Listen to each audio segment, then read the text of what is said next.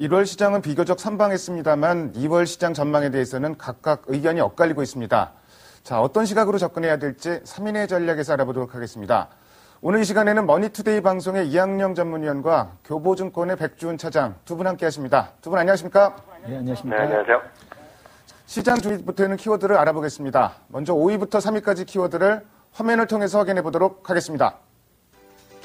오늘의 5위 키워드는 경기 선행지수 2개월째 상승입니다. 12월 경기 선행지수 전년 동월비 전월차는 2개월 연속 상승했습니다. 동행지수 순환 변동치는 4개월째 하락했습니다. 4위 키워드는 대우조선해양 등 조선주 강세입니다.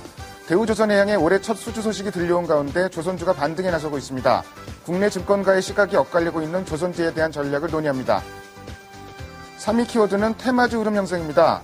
추가 상승에 대한 부담으로 남북경협, 노인복지, 세종시, 가스관 등 일부 테마가 형성되고 있습니다. 대응 전략에 대해 알아봅니다. 조선주 얘기부터 해보겠습니다. 올해 사실 2012년 전망 자료 나오면서 조선업종이 유망하다 이렇게 꼽은 데는 별로 없었는데요. 최근에 수주가 좋을 것이다 이런 희망 섞인 전망도 나오면서 조선주가 반등을 시도하고 있습니다. 그래서 조선주 외국인들이 그 조선주 일부 조선주에 대해서는 집중적으로 샀던 모습도 확인되긴 있는데 어쨌든 의견은 많이 엇갈리고 있습니다. 이학령 의원께서는 조선주 어떻게 보세요?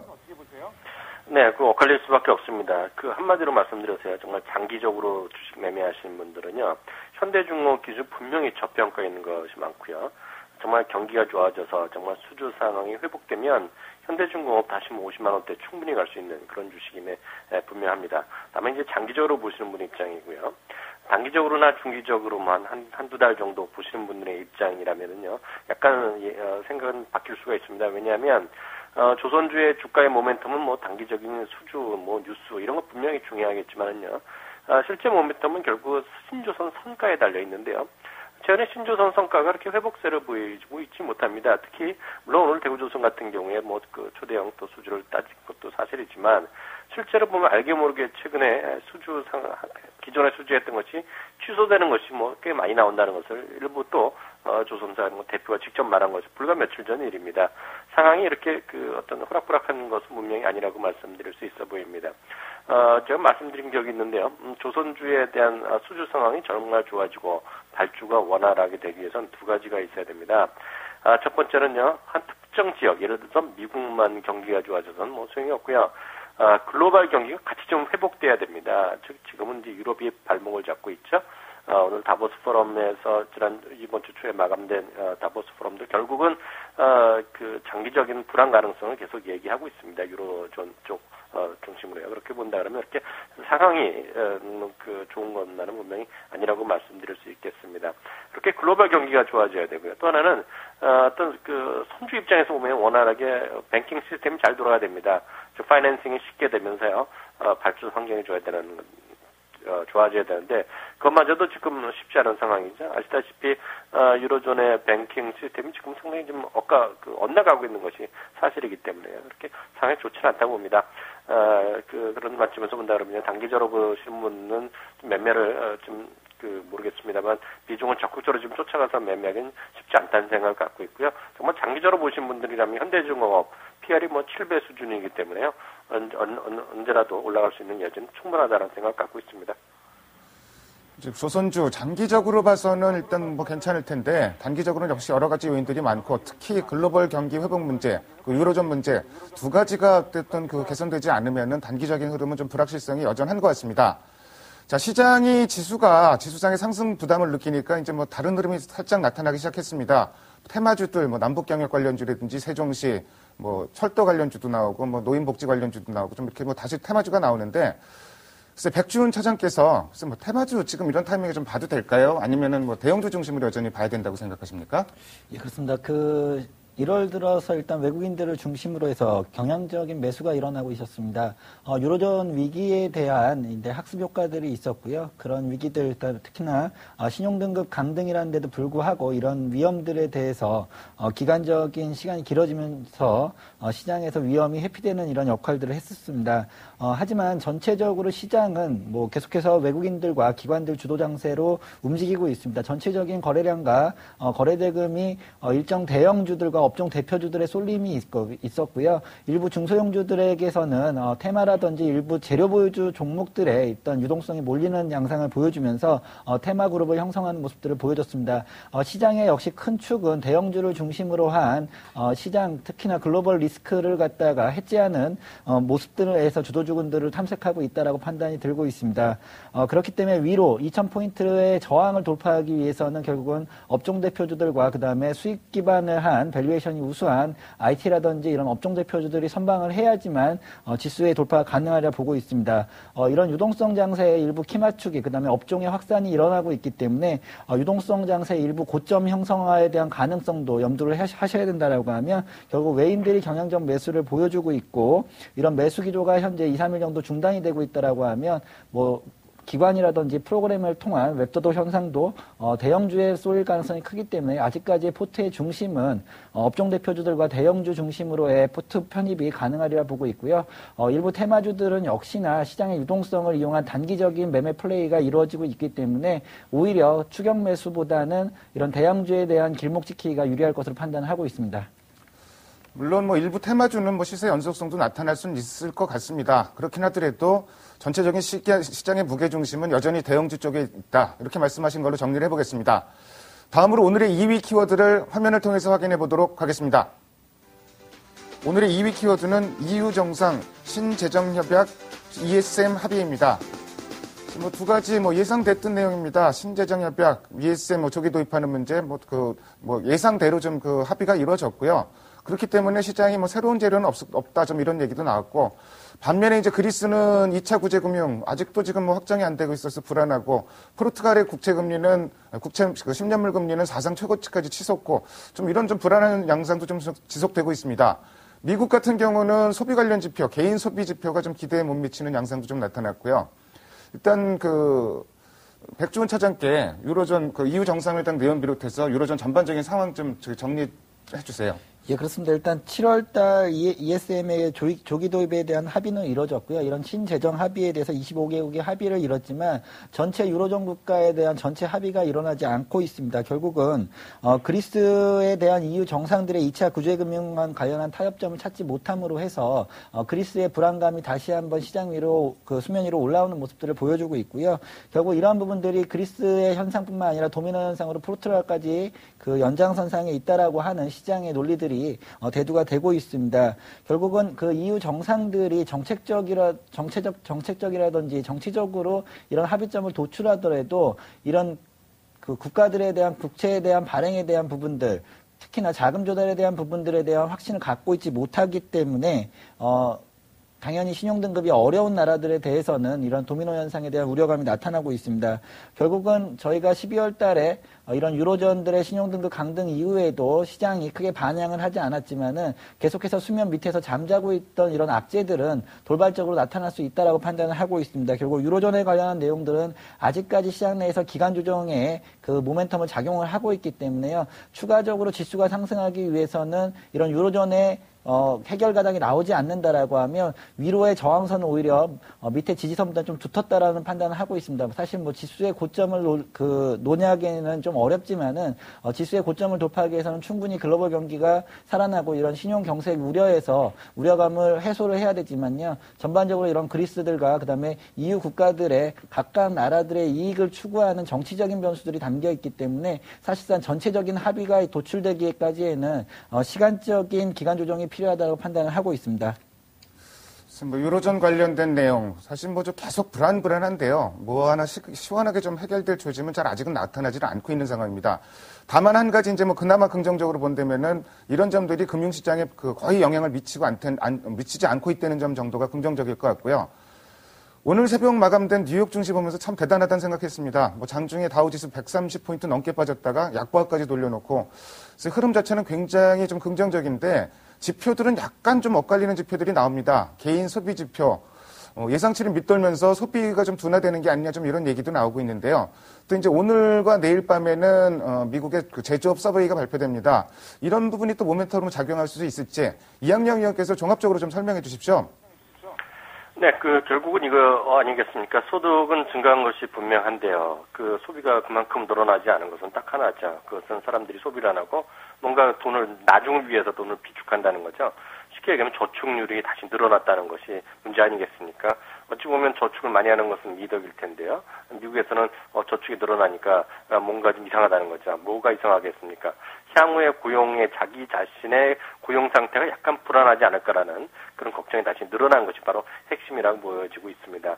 이것은 이제 연말과 연초를 지나서 특히 최근 들어서 다시 신규 실업 청구 건수가 2주 연속인가요? 조금 다시 올라간 거. 물론 연간 연율로 40만 건이 되지는 않았지만 약간 불안한 것이 분명히 요인이 되는 것도 분명히 사실이라고 봅니다. 앞서 말씀하신 대로요, 제조업 관련 서베이 지표들이 이제 발표가 될 텐데요. 실제 미국에서 지금 중요히 여기는 것은 그보다는 이런 것들이 고용시장이 모든 것이 발표되는 월간 고용지표가 이번 주 금요일 발표되지 않습니까? 이것에 대한 약간의 우려감이 있는 것도 사실이 되겠고요. 또 하나 소비와 관련해서는 결국 자동차 쪽이기 때문에요. 미국 시간 2월 1일이죠. 우리 시간은 목요일 날 새벽에 나올 그 자동차 판매 쪽에 대한 관심이 더욱더 큰 상황입니다. 사실 뭐 제조업 서베이 지표 같은 경우야 최근에 워낙 잘 나왔기 때문에 또 이번에도 잘 나올 가능성이 높습니다. 그래서 뭐 긍정적이긴 한데 그보다 더 중요한 지표가 일단 1월 달에 자동차 판매가 얼마나 이루어졌는지 하고 금요일 날 발표되는 고용 지표.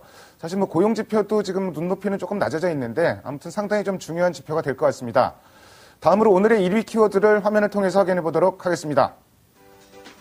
오늘의 1위 키워드는 2월 주식시장 전망입니다. 1월 시장은 그런대로 잘 마무리가 되고 있는 것 같습니다. 어제 좀 큰 폭의 조정 나왔고 오늘 반등도 지금 기대는 미치진 못합니다. 그렇긴 하더라도 1월 전체적으로 봐서는 나쁘진 않은 모습이고요. 어제 오늘 외국인들이 주식 팔고 있는데 이런 부분도 사실은 조금 개운찮은 면은 좀 있습니다. 2월 전망 당연히 엇갈리고 있는데요. 먼저 백준 차장께서 2월 달에 어떤 내용들을 좀 살펴봐야 되는지 그런 부분 짚어주시고요. 전반적인 전략도 같이 체크해 주십시오. 예, 2월 달 결국은 이제 그 어닝 시즌이 이제 거의 마감이 돼가고 있습니다.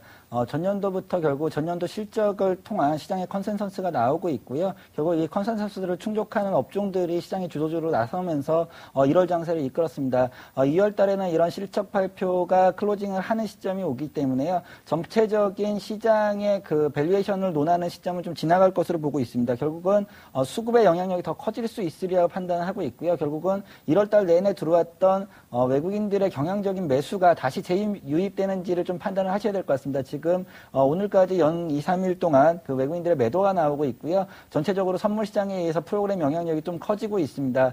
그렇다라고 하면 외국인들이 지금 1월 달에 5조 원 넘게 샀던 이런 현물 매수 부분에 대한 소화가 어떻게 이루어질 것을 봐야 될 것인데요. 그렇다라고 하면 지수는 크게 방향성을 잡기보다는 오히려 1900포인트 중반대를 해서 박스권에서 일단 물량 소화에 대한 부분들을 관찰을 하셔야 될 것으로 판단하고 있습니다. 전체적으로 유로존의 그 위험들이 다시 부각이 되고 있고 미국 시장 역시도 경제 지표들이 일부 부진한 지표들도 발표가 되고 있습니다. 결국 위험 자산에 대한 선호 현상이 그러니까 주식 시장으로 들어올 수 있는 유동성 자체가 계속 지속되는 여부의 관찰이 가장 중요할 것으로 보고 있고요. 이제 다시 한번 그 일정상으로 다가오는 모멘텀들을 본다라고 하면은 전체적으로 국내 시장으로서는 이제 총선이 있을 거고 그다음에 런던 올림픽이 7월 달에 개최가 되고 있습니다. 전체적으로 글로벌 시장의 소비를 촉진할 수 있는 세계 체육 행사들이 이루어지고 있기 때문에요. 이런 종목들에 대해서 그다음에 이런 업종에 대해서 수혜를 받을 수 있는 종목 찾기가 필요할 것으로 판단하고 있습니다. 당연히 런던 올림픽과 그다음에 총선을 겨냥한다라고 하면 총선은 경제적으로나 정치적으로 경기 부양을 위한 여러 정책들이 쏟아져 나올 것으로 보고 있고요. 런던 올림픽 역시 디스플레이 업종과 IT 업종들의 일단은 경쟁의 장이 될 것으로 판단을 하고 있습니다. 단기적으로나 중장기적으로 IT 업종들, 특히나 밸류가 우수한 디스플레이 업종에 대한 관심이 필요할 것으로 판단을 하고 있습니다. 그 두 가지만 백준 차장께도 여쭤볼게요. 2월 달 사실은 1월 달에 외국인들이 주식을 많이 샀는데 프로그램 매수세가 상당히 많았다고 하죠. 근데 그렇다 그러면은 2월 달 옵션 번기도 사실은 조금 생각을 해봐야 될 부분이 있는 것 같고, 그리고 2월 달에 2월 말에 이제 LTR로 2차 공급이 시작이 되는데 이 부분이 긍정적으로 시장에 영향을 미칠지 그 두 가지 좀 여쭤볼게요. 예, 그렇습니다. 일단은 2월 달 만기에 대한 부분들을 말씀을 드리겠는데요. 결국은 외국인들이 1월 달에 대규모의 현물 매수와 그다음에 선물 매수를 했습니다. 2월 달 만기에 이런 포지션에 대한 청산이 일어날 수 있기 때문에 특히나 파생 시장, 선물 옵션 시장의 변동성이 커질 것으로 판단하고 있습니다. 여기에 연동해서 당연히 프로그램 매매의 영향력이 커질 것으로 보고 있고요. 현재 차익 잔고 수준으로 본다라고 하면 오히려 프로그램 매수보다는 매도의 영향력이 커질 가능성이 있습니다. 결국은 2000포인트대와 1900포인트대 후반대를 돌파하기 위해서는 이런 프로그램 매물로 나오는 그 매물을 소화해야 되는 모습들을 당연히 보여야 되고 이런 것들을 그 시그널로 포착을 하셔야 된다고 판단하고 있습니다. 당연히 외국인들과 기관을 중심으로 한 바스켓 매매들이 나왔을 경우에 이런 것들을 그 소화할 수 있는 유동성이 받쳐주지 못한다라고 하면 시장은 중장기적으로나 단기적으로 박스권에 갇혀 있을 가능성이 크다라고 판단하는 요인입니다. 그렇기 때문에 개인 투자자분들 역시도 외국인들의 현 선물에 대한 그 방향성을 잘 판단을 하셔야 될 걸로 보고 있고요. 외국인들의 현물 시장 내에서의 매수가 지속적으로 이루어지더라도 사실상은 파생시장 내에서 해칭 포지션이 간다라고 하면 지수의 상방향 돌파는 조금 더 기간이 필요할 것으로 판단을 하고 있습니다. 이러한 연유로 당연히 2월 시장 자체를 좀 보수적으로 판단을 하고 있고요. 그런 종목군 내에서 사실상 1월 달에 대표주로 나섰던 종목군들, 특히나 조정들이 들어올 수 있다라고 판단을 하고 있습니다. 기술적으로 프로그램 매매의 영역이나 바스켓 매매에 의해서 종목이 조정을 받을 때는 포트에 편입하는 전략을 유효할 것으로 판단하고 있습니다. 추격 매수보다는 이런 조정을 유용한 매수, 특히나 길목을 지키는 매매 전략이 유효할 것으로 판단하고 있고요. 두 번째 말씀하셨던 LTRO 관련한 추가 집행은 12월 달에 일단 1차적으로 LTRO 장기 대출이죠. 1년 만기 대출을 3년으로 연장하는 유로존의 어떻게 보면 자금에 대한 신용 경색을 풀겠다라는 정책인데요. 결국 이러한 부분들은 국채를 다시 살 수 있고 캐리 트레이드가 이루어지는 자금으로 사용이 돼야 되지만 12월 달 역시도 이런 LTRO를 통한 지원 자금 자체가 어디로 쓰여 있고 사실상 시장에 미치는 영향력이 얼마나 될지는 아직까지 판가름이 나지 않고 있습니다. 전반적으로 LTRO의 2차 집행이 된다라고 하면 유로 시장에 대한 리스크는 일부 축소될 수 있으리라 판단하고 있지만요. 이거에 대한 결과는 어느 정도의 기간이 필요하다고 판단을 하고 있기 때문에 사실상 LTRO를 통한 시장을 너무 장밋빛으로 본다는 것은 아직까지는 좀 더 무게감이 크다라고 판단을 하고 있습니다.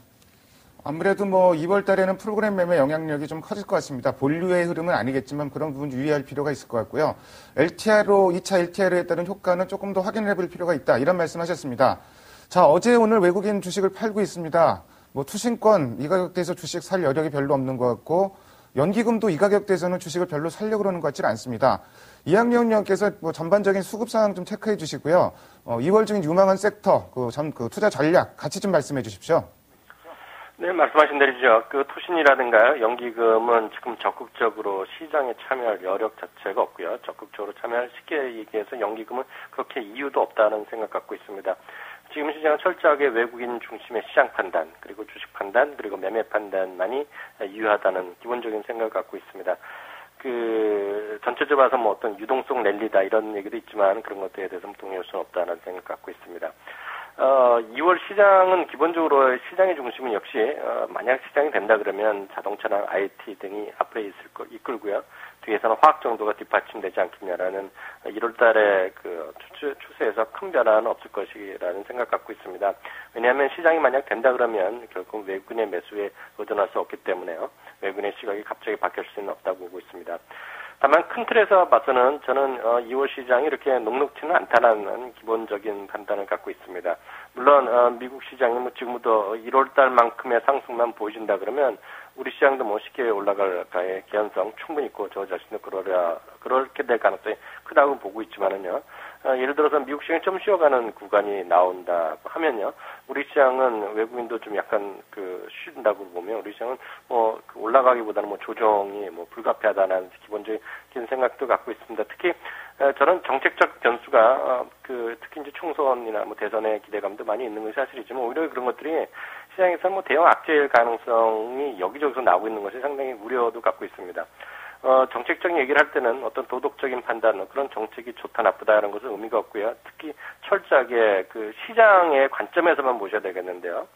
물론 민주당 쪽에서 이제 한다 안 한다 얘기가 많이 있고요. 어저께 또 안 한다는 얘기도 하고 있는데 재벌세 얘기가 지금 언론에서 많이 나오고 있습니다. 또한 한나라당 쪽에서도요. 출자 총액 제한을 다시 다시 복구한다 이런 거 다시 좀 해야 된다 얘기하고 여러 가지 얘기가 있고요. 특히 이제 뉴타운 쪽에 대한 그런 것들도 이제 다시 보류해야 된다, 없앤다 이런 얘기가 많이 나오고 있거든요. 이런 것들이 그런 정책적인 도덕적으로 좋고 좋은 정치일지 모르겠지만 시장 차원에서 보면 특히 외국인의 입장에서 보면은 재벌의 그 어떤 사업 영역을 축소하고 뭐 이런 것들은 뭐 대형 악재일 수밖에 없고요. 과거에도 여러 번 그런 것에 대해서 우리의 목소리를 증권사에서 많이 나온 적이 있기 때문에 이런 것들은 좀 우리가 좀 대비해야 될 부분이 있고요. 그런 것들이 잠재적인 악재일 가능성이 많이 있다는 생각도 전해드리고 싶습니다.